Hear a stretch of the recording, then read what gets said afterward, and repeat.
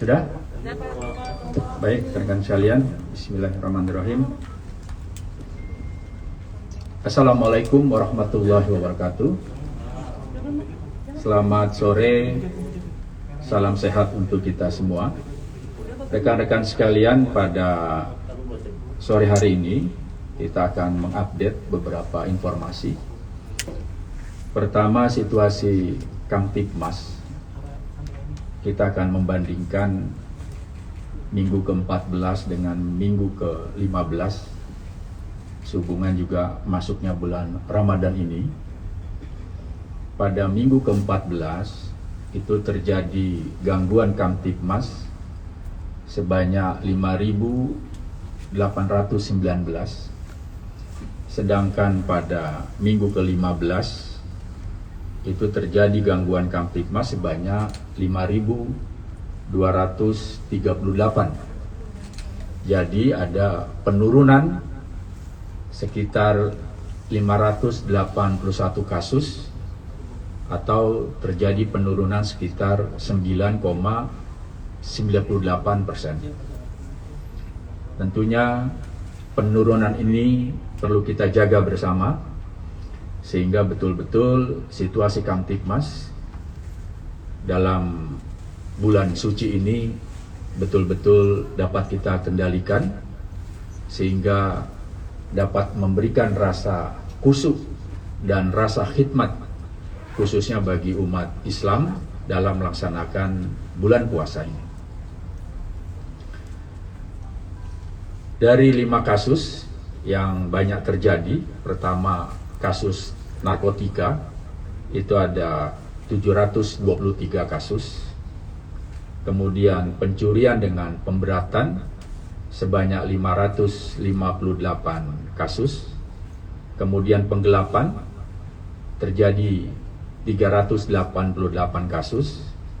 Kemudian curanmor, pencurian kendaraan bermotor, terjadi 209 kasus. Dan yang terakhir, pencurian dengan kekerasan terjadi 87 kasus. Sekali lagi, penurunan daripada angka kriminalitas yang terjadi ini perlu kita jaga bersama sehingga situasi Kamtibmas dapat terkendali dan juga akan mempengaruhi bulan Ramadan yang dapat kita lalui secara khusyuk dan hikmat. Kemudian rekan-rekan sekalian, kasus yang sekarang sedang viral tentang viralnya video yang telah diduga keras telah terjadi penodaan agama. Barreskrim Polri telah menerima laporan polisi, yaitu laporan polisi nomor 0253 garis miring 4 Romawi garis miring 2021 garis miring Barreskrim, yaitu pada tanggal 17 April 2021. Ada salah seorang warga masyarakat yang melaporkan terkait dengan viral video tersebut. Tentunya Polri sedang berusaha keras untuk dapat menyelesaikan kasus ini. Langkah-langkah yang telah diambil oleh Polri, pertama, Polri telah melakukan koordinasi dengan Kementerian Luar Negeri, Direktorat Jenderal Imigrasi, dan juga Interpol. Karena patut diduga yang bersangkutan ada di luar negeri. Sampai sejauh ini, penelusuran dari Polri, yang bersangkutan ada di negara Jerman. Kemudian, selain langkah-langkah yang koordinasi tadi, Polri juga telah melakukan pemeriksaan terhadap para saksi ahli terkait dengan beredarnya video tersebut. Saksi ahli yang telah diperiksa oleh Barreskrim, pertama saksi ahli bahasa, kemudian saksi ahli sosiologi hukum, kemudian saksi ahli pidana. Ini telah dilakukan pemeriksaan, yang tentunya keterangan-keterangan saksi ahli ini sangat berguna bagi penyidik untuk memastikan kasus yang terjadi. Kemudian langkah berikutnya, Bareskrim Polri segera akan mengeluarkan daftar pencarian orang, yang tentunya daftar pencarian orang ini akan diserahkan ke Interpol. Dan daftar pencarian orang ini tentunya menjadi dasar dari Interpol untuk menerbitkan red notice. Sekali lagi rekan-rekan sekalian, Polri telah dan sedang berusaha keras untuk menyelesaikan kasus ini bersama-sama dengan instansi terkait lainnya. Yang terpenting, masyarakat jangan terprovokasi dengan beredarnya video ini. Yakini Polri bersama instansi lainnya sedang berusaha keras untuk menyelesaikan kasus yang terjadi. Ini saja rekan-rekan sekalian yang dapat kami sampaikan. Mungkin ada yang ingin ditanyakan. Silakan. Pak, izin Pak, terkait video itu tadi, kan dari Kementerian dari Duta Besar Indonesia yang ada di Jerman menyatakan bahwa yang bersangkutan tidak ada di Jerman, sudah keluar dari Jerman. Terus yang kedua Pak, soal akunnya sendiri apakah sudah di nonaktifkan atau bagaimana Pak? Itu dulu Pak. Terima kasih. Jadi dari Bareskrim Polri juga telah berkoordinasi dengan Kedutaan Besar di Jerman, dan sudah ada komunikasi dengan atase kepolisian yang ada di Jerman, dan tentunya atase kepolisian sedang melaksanakan tugas melakukan hal-hal yang diperlukan untuk menyelesaikan kasus ini. Ya. Lanjut yang lain. Terkait akunnya Pak, akunnya sendiri apakah sudah dinonaktifkan atau gimana Pak? Bicara itu nanti akan koordinasi dengan instansi terkait, karena Polri tidak ada kewenangan untuk pengaktifan itu. Tentunya berkoordinasi dengan Kominfo dan sebagainya, baru kita bisa melakukan itu semua, ya. Oke. Pak, soal kasus pengeroyokan Brimob dan Kopassus, Pak, Ya. ini kronologis seperti apa? Penyelidikannya sudah sampai mana, Pak? Karena itu terjadi di Polda Metro, ya. Silakan menanyakan Kabid Humas, itu telah ditangani oleh Polda Metro. Silakan tanyakan pada Kabid Humas Polda Metro, akan menjelaskan itu semua, ya. Berarti kasusnya di Polda ya, Pak? Iya, itu di Polda Metro, ya. Pak, terkait dengan kasus tadi Pak, ini bagaimana untuk mengantisipasi adanya anggota Polri ataupun teman-teman anggota yang membalas dendam Pak dengan pelaku? Begini. Nanti dijelaskan oleh Kabid Humas Polda Metro tentang kronologisnya segala macamnya, ya toh. Yang jelas kita berusaha tidak ada upaya-upaya seperti itu, ya.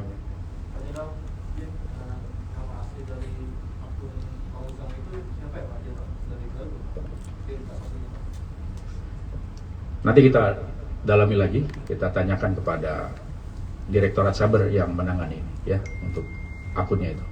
Pak, izin kalau untuk DPO-nya itu sendiri kapan akan keluar Pak? Dan juga nanti si Paul ini akan dijerat pasal berapa ya Pak ya? Segera, ya, DPO segera akan dikeluarkan Bareskrim. Unsur-unsur pasal yang bisa dikenakan, pertama ujaran kebencian, ini menyangkut Undang-Undang ITE, dan juga penodaan agama, ya, yang ada di KUHP, ya, dikenakan Undang-Undang ITE khususnya pasal 28 ayat 2, kemudian di KUHP tentang penodaan agama itu pasal 156 huruf A KUHP, ya. Izin soal kasus lain lagi boleh ya Pak?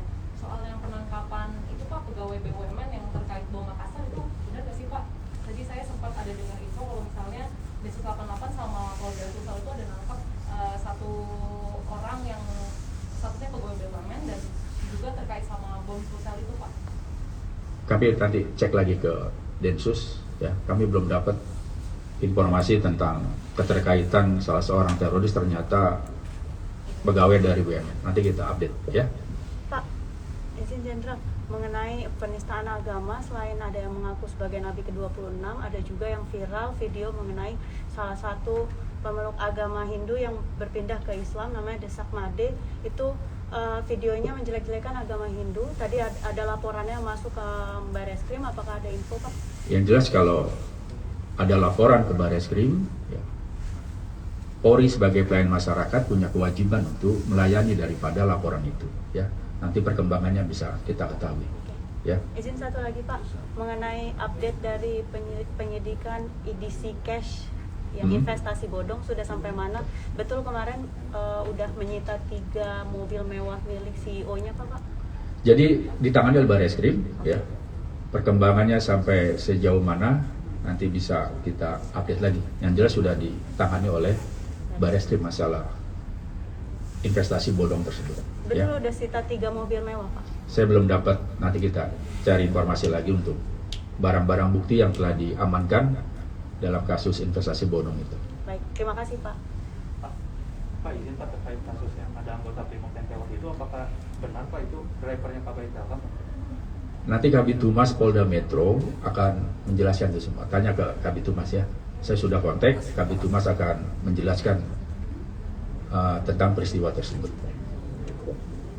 Pak, terakhir mengenai yang Joseph lagi Pak, ini apakah ada peran dari cyber Polri untuk mendeteksi awal mulanya ketika Joseph menyebarkan penistaan agama di YouTube? Yang jelas kasus ini ditangani oleh Direktorat Saber Bareskrim Polri, ya. Semua ditangani oleh Direktorat Cyber Bareskrim Polri. Artinya Ya. sebelum viral ini apakah cyber sempat mendeteksi dulu adanya tindakan tersebut penistaan agama di YouTube? Yang jelas monitor, ya, tentang video tersebut, ya. Dan ketika ini viral, Direktorat Cyber Bareskrim Polri itu telah monitor untuk video Sebelum tersebut. viral berarti udah sempat dimonitor Pak Timo ya? Betul, sudah monitor itu semua. Sebelum viral? Kenapa? Sebelum viral? Sebelum viral.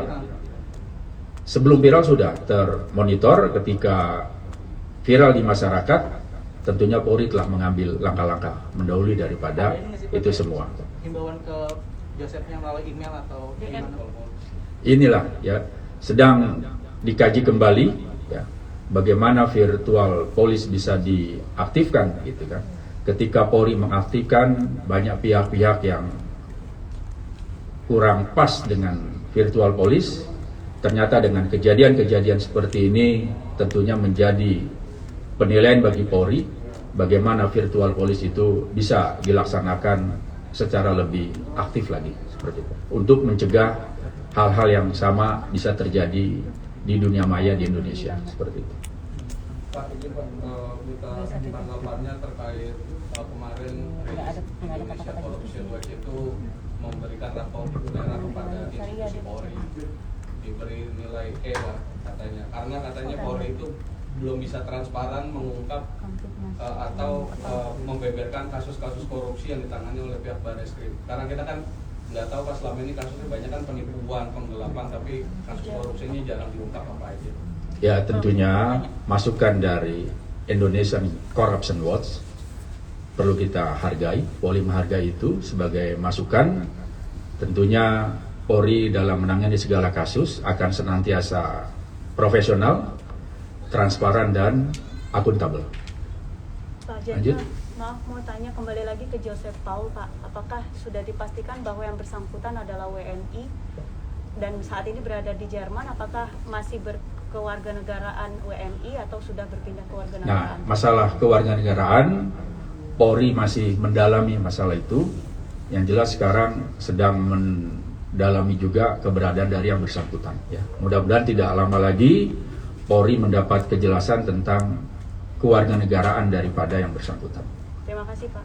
Baik, rekan-rekan sekalian, terima kasih atas segala perhatiannya. Salam sehat. Wabillahi taufiq wal hidayah. Wassalamualaikum warahmatullahi wabarakatuh. Waalaikumsalam.